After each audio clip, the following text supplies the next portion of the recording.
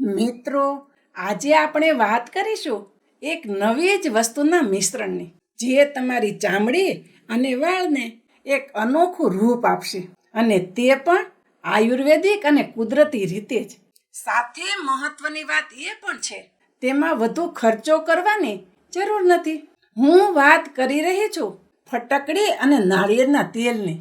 આ બંને એવી વસ્તુ છે જેનું પરફેક્ટ મિશ્રણ કરી તમારા વાળ અને ચામડી ઉપર આ મિશ્રણ લગાવવામાં આવે તો એટલા અદ્ભુત ફાયદા મળશે, જે ફાયદાઓ તમને મોંઘી ટ્યુબ અને મોંઘા તેલ દ્વારા પણ નથી મળતા. આ વિડીયોમાં આપણે વાત કરીશું નાળિયેરનું તેલ અને ફટકડીનું મિશ્રણ કઈ રીતે કરવાનું, અને તેનો ઉપયોગ વાળ ઉપર અને ચામડી ઉપર કઈ રીતે કરવાનો.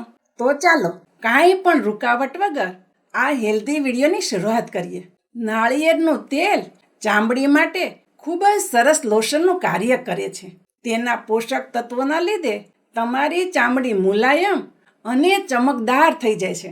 આ તેલમાં રહેલા પોષક તત્વો તમને ઇન્ફેક્શનથી બચાવવાનું કાર્ય કરે છે. નાળિયેરના તેલની અંદર અમુક એવા પોષક તત્વો હોય છે જે તમને ફંગસ થવાથી બચાવે છે, અને આ પોષક તત્વોના લીધે તમને સૂર્યપ્રકાશમાં અને ઉંમરના હિસાબે જે ચામડી ખરાબ થતી હોય તેનાથી પણ તમને બચાવે છે. તમારી ચામડીને યુવાન અને ચમકદાર બનાવી રાખે છે. નાળિયેરનું તેલ વાળ માટે એક વરદાન રૂપ છે. આ તેલ વાળને પોષણ આપે છે અને મજબૂત બનાવે છે.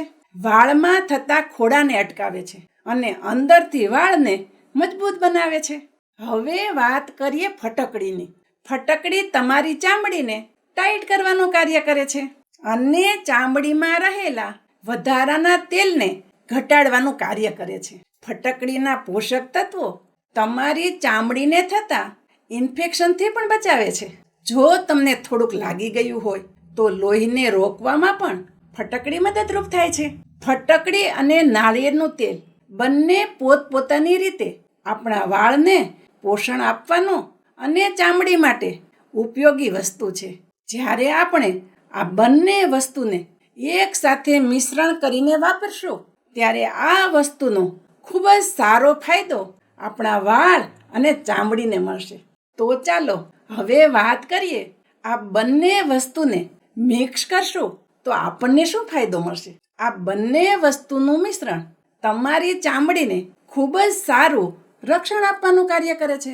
નાળિયેરનું તેલ બેક્ટેરિયા અને ફંગસ સામે લડવાનું કાર્ય કરે છે, અને ફટકડી ચામડીને થતા ઇન્ફેક્શનથી આપણું રક્ષણ કરે છે. તમે આ મિશ્રણને લગાવો છો ત્યારે તમારી ચામડીનું ખૂબ જ સારું પ્રોટેક્શન થઈ જાય છે. આ બંને વસ્તુનું એવું મિશ્રણ તૈયાર થાય છે જેના હિસાબે તમને ખીલ થવાની શક્યતાઓ પણ ઘટી જાય છે, અને ચામડીમાં આવી બધી વસ્તુથી રક્ષણ આપવાનું કાર્ય કરે છે. નાળિયેરનું તેલ આપણી ચામડીમાં ઓઇલ વધારવાનું કાર્ય કરે છે, અને ફટકડી ચામડીમાં જરૂરિયાતથી વધારાના તેલનું શોષણ કરે છે, જેના હિસાબે આપણી ચામડી ટાઈટ થવા લાગે છે. આ મિશ્રણ લગાવવાથી તમારી ચામડી જરૂરિયાતથી વધુ સૂકી પણ નહીં થાય અને જરૂરિયાતથી વધુ તેલવાળી પણ નહીં થાય. આ મિશ્રણ લગાવવાના લીધે તમારી ચામડી એકદમ ફ્રેશ અને ચોખ્ખી દેખાશે. હવે વાત કરીએ આ મિશ્રણથી મળતો એક બીજો મહત્વનો ફાયદો. જે ફાયદો છે તમારા સોજામાં રાહત આપવાનો અને રોજ આવવાની શક્તિ વિશે.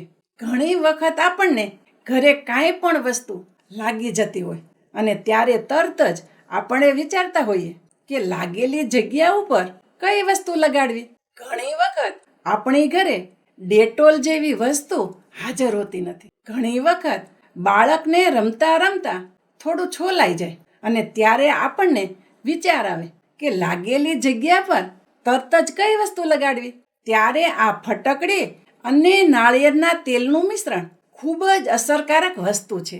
જ્યારે કોઈ નાનો સૂનો ઘા લાગ્યો હોય અને ત્યારે તમે આ મિશ્રણ તેની ઉપર લગાડો છો તો આ વસ્તુ એક ટ્રીટમેન્ટ જેવું કાર્ય કરે છે, અને તેની ઉપર પટ્ટી કરાવતા સમયે તમારે ટેન્શન લેવાની જરૂર નથી.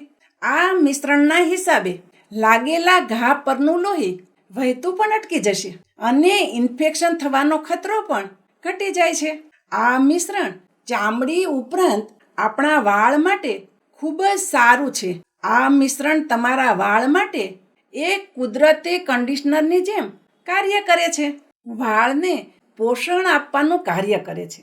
સાથે આ મિશ્રણ તમારા વાળને મજબૂત અને ચમકદાર બનાવે છે.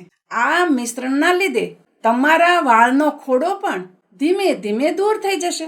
વાળની નીચેની ચામડીમાં ઇન્ફેક્શન થવાથી પણ તમને બચાવશે. હવે વાત કરીએ આ મિશ્રણને આપણે કઈ રીતે બનાવવાનું છે અને આ મિશ્રણને કઈ રીતે વાપરવાનું છે.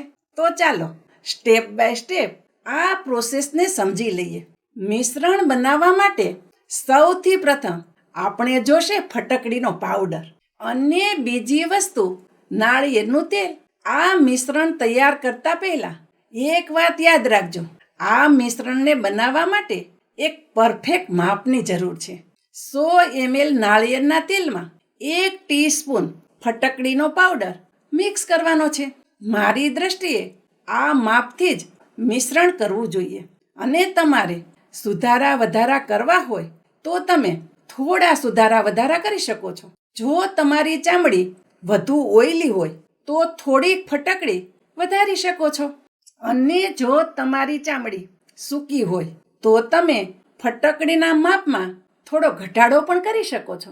સૌથી પ્રથમ આ નાળિયેરના તેલને એક વાટકામાં લો અને પછી તેમાં 1 ટીસ્પૂન ફટકડીનો પાવડર નાખો અને આ મિશ્રણને ખૂબ જ સારી રીતે મિક્સ કરો. આ મિશ્રણને ત્યાં સુધી મિક્સ કરવાનું છે કે ફટકડીનો પાવડર તમારા તેલની અંદર સાવ ભળી જાય. આ મિશ્રણને મિક્સ કરવામાં થોડો સમય લાગશે એટલે થોડી વાર તમારે રાહ જોવી જરૂરી છે. જ્યારે તમારું મિશ્રણ બનીને તૈયાર થઈ જાય ત્યારે આ મિશ્રણને કાચની હવાચુસ્ત બરણીમાં ભરી લ્યો. આ મિશ્રણને લગાવતા પહેલા તમારા ચહેરાને પાણીથી સારી રીતે ધોઈ લ્યો અને પછી તમારી આંગળીઓની મદદથી આ મિશ્રણને તમારા ચહેરાના ભાગ ઉપર લગાડો.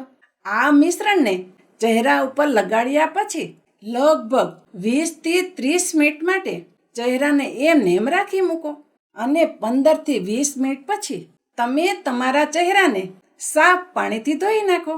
તમે આ મિશ્રણને તમારા વાળ ઉપર અથવા તો વાળની નીચેની ચામડી ઉપર લગાડવા માંગતા હોય તો આ મિશ્રણની મદદથી સારી રીતે તમારા વાળને મસાજ કરો. આ મિશ્રણને તમે 30 મિનિટથી લઈને આખી રાત સુધી વાળમાં લગાડેલું રાખી શકો છો અને પછી તમારા વાળને શેમ્પૂની મદદથી ધોઈ લ્યો. ઘણી વખત આ મિશ્રણને વાળમાંથી કાઢવા માટે 2 વખત શેમ્પૂનો ઉપયોગ કરવો પડે છે. હવે વાત કરીએ આ મિશ્રણની સાથે આપણે કઈ સાવધાની રાખવી જોઈએ.